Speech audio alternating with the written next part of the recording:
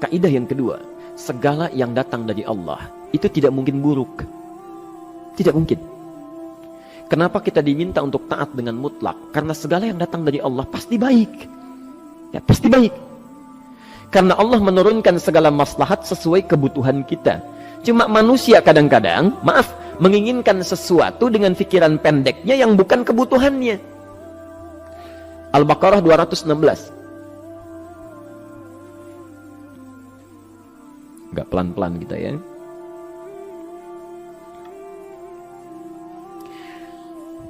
Bapak Ibu kalau diminta milih, pilih motor, pilih mobil. Pilih motor, pilih mobil. Kalau sebagai manusia biasa pilih motor, keterlaluan itu. Umumnya akan memilih mobil. Akan memilih mobil umumnya. Tapi kadang-kadang kita menginginkan sesuatu yang tinggi, menurut Allah itu bukan kebutuhan kamu.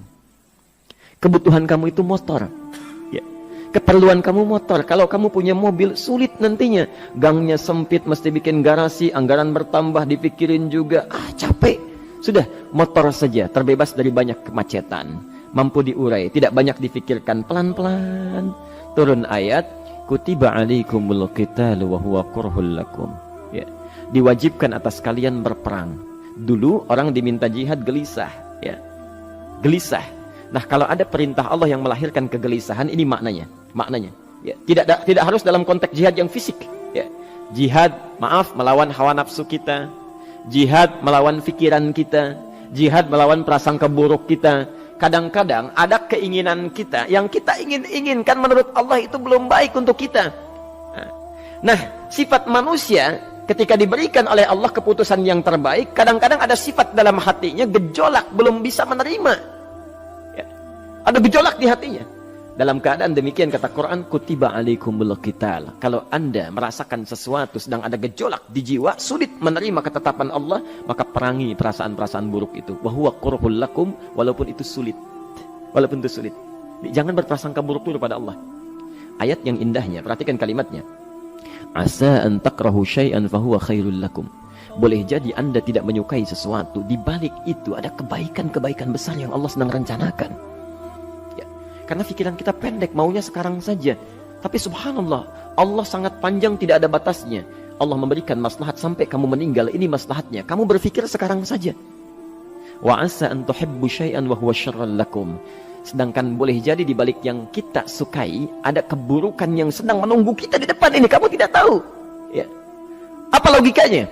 Wallahu ya'lamu. Allah tahu masa depan yang akan terjadi menimpa kita. Wa antum la ta'lamun. Sedangkan kalian tidak bisa membaca masa depan. Ya.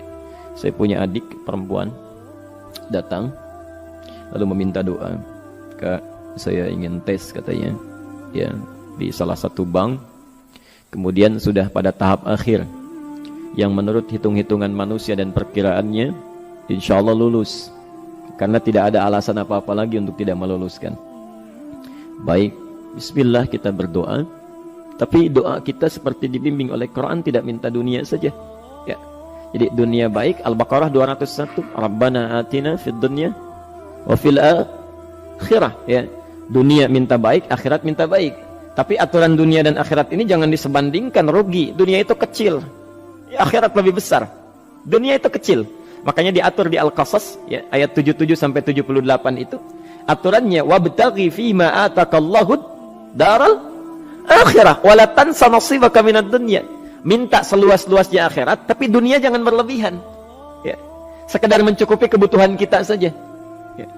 Pakaian, Bapak Ibu sekalian, ya, kita beli pakaian sesuai kebutuhan saja, jangan berlebihan. Ya. Cukup ketika kita akan sholat, layak, indah dalam pandangan Allah. Ketika kita akan bermuamalah, bagus, tidak mengecewakan orang lain, sudah. Maka waktu selebihnya, ketika kita mencari sesuai kebutuhan, waktu selebihnya bisa digunakan untuk memperbanyak ibadah.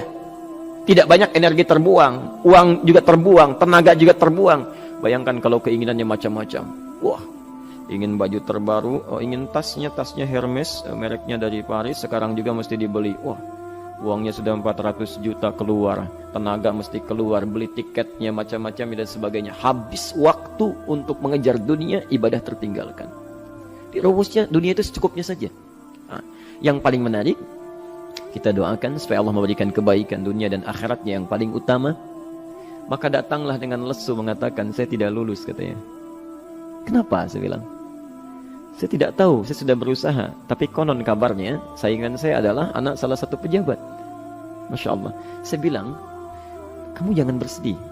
Kamu menginginkan sesuatu dengan pikiran pendek, Allah pasti memberikan yang terbaik yang tidak terlukiskan nanti. Subhanallah, pekan beberapa hari setelah itu, muncul berita, ternyata dia diterima di bank syariah. Dia menginginkan sesuatu yang diinginkan, Allah menginginkan lebih dari apa yang dia harapkan. Dikasih bank syariah, di situ terjaga, meningkat keagamaannya, terjaga hijabnya, segalanya, dan disitulah kemudian diarahkan untuk menemukan jodohnya. Masya Allah. Dia berpikir saat itu Allah merencanakan masa depannya. Ya. Jadi apa yang Allah sudah rencanakan pasti baik, Pak, Bu. Jadi tadi dari salat subuh yang pertama kali ingin disampaikan adalah, coba dilihat sampai subuh ini, adakah aturan Allah dan Rasulnya yang sampai subuh ini pernah kita langgar, pernah kita ragukan. Barangkali itu yang membuat kehidupan kita sulit. Ya. Allah, Rasul membuat aturan. Dan ada 4 tipikal orang, ya. 4 tipikal orang bila dihubungkan dengan aturan yang Allah dan Rasul sudah buat itu.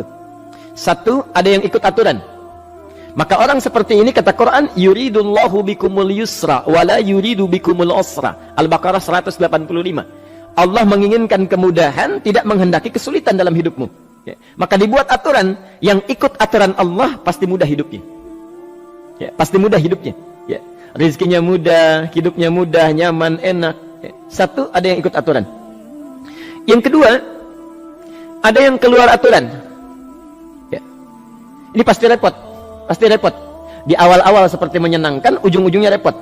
Allah bilang, jujur, jangan berdusta. Kalau dusta celaka. Wailul lil mukadzibin. Celaka bagi para pendusta. Dia keluar aturan, dia berdusta.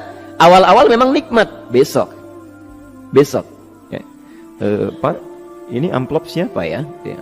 Maaf Pak, ini amplop. Memang ini khusus Pak, anggaran tertentu tidak ada kaitan dengan proyek ini. Padahal ada kaitan dengan proyek, dia sisihkan untuk kepentingan pribadinya. Bohong. Saat itu merasakan enak dapat tambahan, besok-besok dikejar-kejar sama aparat kepolisian. Ya. Celaka. Wail, itu sudah keluar aturan pasti celaka. Ya. Subhanallah. Jadi ada orang kedua keluar aturan. Yang ketiga bikin aturan sendiri. Dikasih aturan, dia bikin aturan sendiri. Subhanallah. Kalau sakit, dibuat ketentuan. Sakit pertama, kalau biasa-biasa saja, ya subhanallah, ikhtiarnya pergi ke dokter. Seorang sahabat datang kepada Rasulullah, ya Rasulullah, saya sakit, tolong doakan saya. Kata Nabi, idhab ila tabib, pergi ke dokter. Ini orang pintar sekali. Kata orang ini, ya Rasulullah, Anda kan Nabi Rasul, angkat tangan Anda, Allah kan maha menyembuhkan, nanti Allah sembuhkan saya. Cerdas ya? Tapi subhanallah, Nabi harus lebih cerdas, dapat bimbingan dari wahyu. Pergilah ke dokter karena kesembuhan yang telah Allah tetapkan dititipkan di tangan para dokter. Masya Allah, pergi ke dokter. Ya. Itu rumus pertama. Nanti kalau dokter sudah pada hand up, ya, angkat tangan tidak mampu menyembuhkan, itu tandanya Allah ingin langsung menyembuhkan tanpa turut campur makhluk yang ada. Maka kaidahnya akan berubah nanti, ya, dari kaidah biasa kepada kaidah Al-Anbiya ayat 83 sampai 84. Itu aturan yang menyembuhkan langsung dari Allah Subhanahu wa taala. Tapi kalau Anda sakit, perginya ke dokter. Ya. Cuma ada manusia bikin aturan sendiri. Sakit, pergi ke dukun. Ya. Dukun nggak bisa, pergi ke paranormal. Dirinya pun sudah nggak normal. Makanya disebut paranormal karena nggak normal.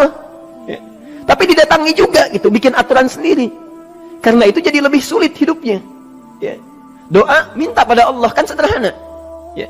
Doa nggak bayar, nggak ada macam-macam, masya Allah, gampang sebetulnya. Ada kekeringan sekarang kan, banyak kekeringan ya, banyak kekeringan. Dikasih rumus, subhanallah, dikasih rumus yang tidak perlu pakai biaya, meluangkan waktu, itu pun berpahala juga. Dunianya dapat, akhiratnya melimpah. Ya. Dikasihlah salat istisqa, masya Allah, tinggal minta, memohon kepada Allah. Salat, mengangkat tangan, mohon pada Allah, subhanallah. Manusia tidak bikin aturan sendiri. Digarami saja. Orang garamin sayur, dia garamin awan. Cari biaya miliaran, terbang pakai pesawat. Kalau Allah tidak berkehendak, ya sudah. Ya. Ayo silahkan, berapa biaya yang mau kamu kumpulkan, tenaga yang kamu kumpulkan, silahkan aja. Ya. Yang ini hujan, bikin kering lagi di sana. Sana hujan, bikin kering lagi di sana. Mau sampai kapan? Ya. Dikasih yang gratis, tinggal muncul. Cuma manusia bikin aturan sendiri. Ya susah hidupnya. Itu yang ketiga. Yang keempat, ada orang nggak mau diatur. Allah bikin aturan, dia nggak mau diatur. Ya, Masya Allah. Ini yang luar biasa. Inilah yang fasik. Fasik itu keluar dari aturan. Menyimpang. Tidak mau diatur dia. Ya, tidak mau diatur. Karena itu Bapak Ibu sekalian, dari ayat yang pertama ini, ya, mari kita evaluasi sampai dengan hari ini subuh. Dari ayatnya memang sederhana, singkat, padat, cuma satu ayat. Tapi meminta kita untuk melihat, sudahkah sampai hari ini taat pada Allah dan Rasulnya? Yang kedua, ketaatan kita apakah selalu ragu atau sudah melahirkan keyakinan yang paripurna? Ya. Yang ketiga, pelajari aturan-aturan Allah terkait kehidupan kita. Aturan salat, aturan muamalah, ya, aturan beraktivitas, aturan berumah tangga. Pelajari itu supaya mendapatkan kemudahan. Biasanya kesulitan didapatkan karena kita belum mengenal aturan Allah dan Rasulnya.